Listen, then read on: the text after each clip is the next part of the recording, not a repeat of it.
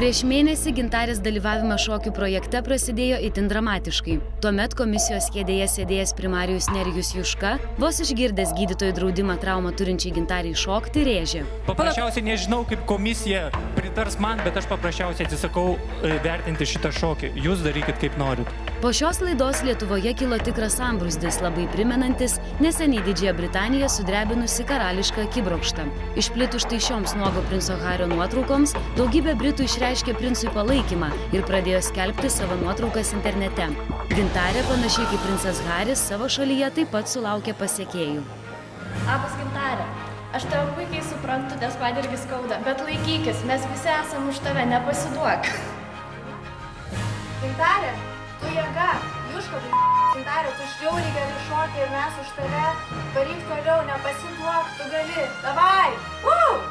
Gintarė, mes už tave! Palaikom! Gintarė, mes tave palaikom. Visi anykščiai už tave. Ir tu pati geriausia ir laikykis, viskas bus gerai. Привет, Гентаречка. Мы тебя так сильно любим. Вся Неменчина за тебя голосует.